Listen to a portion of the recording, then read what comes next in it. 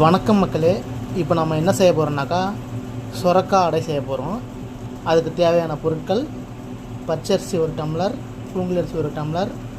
இது வந்து பட்டாணி பருப்புன்னு சொல்லுவாங்க. கடலப்பருப்பை விட கொஞ்சம் பெருசாக இருக்கும், டேஸ்ட் நல்லாயிருக்கும் இதுக்கு. அதுக்காக நாங்கள் இது போடுறோம். கடையில் கிடைக்கும், கேட்டு வாங்கி யூஸ் பண்ணிக்கோங்க. இது வந்து சுரக்காய். இது வந்து நைட்டு ஊற வச்சு காலையில் அரைக்கணும். அரைச்சி உடனே ஊற்றலாம், புளிக்க வைக்க தேவையில்லை. மாவு அரைச்ச பிறகு சுரக்காயை துருவி அந்த மாவில் கலந்து நம்ம செய்ய போகிறோம், காலையில் சுட போகிறோம்.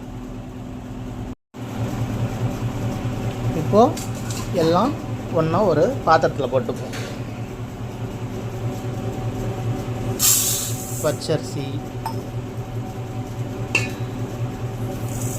புழுங்கலரிசி, பருப்பு எல்லாம் போட்டாச்சு. இதை கழுவி ஊற வச்சிடலாம்.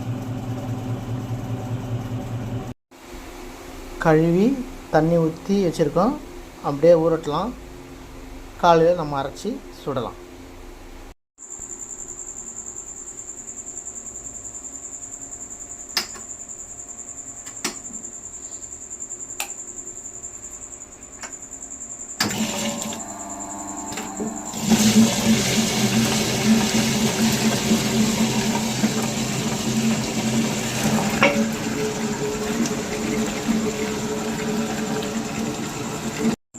இந்த மாதிரி துருவி எடுத்துக்கலாம். இந்த மாதிரி துருவி எடுத்து மாவில் கலந்துக்கணும்.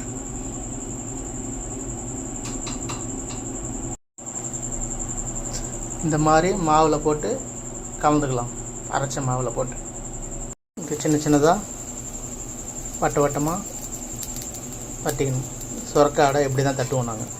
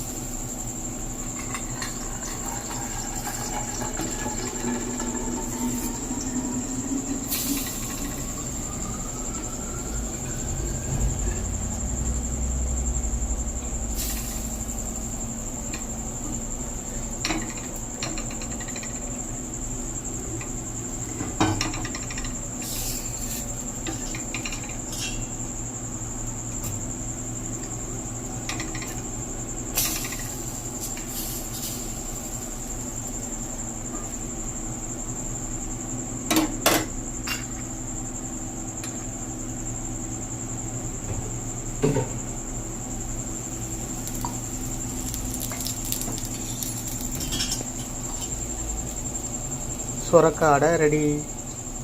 வாங்க சாப்பிட்லாம். ரெடி ஆயிடுச்சு. இதுக்கு வேர்க்கடலை சட்னி நல்லாயிருக்கும், சூப்பராக இருக்குது பாருங்கள், ப்ரௌன் கலரில். நீங்களே முயற்சி பண்ணி பாருங்கள் ஒரு டைமு, நல்லாயிருக்கும் சூப்பராக.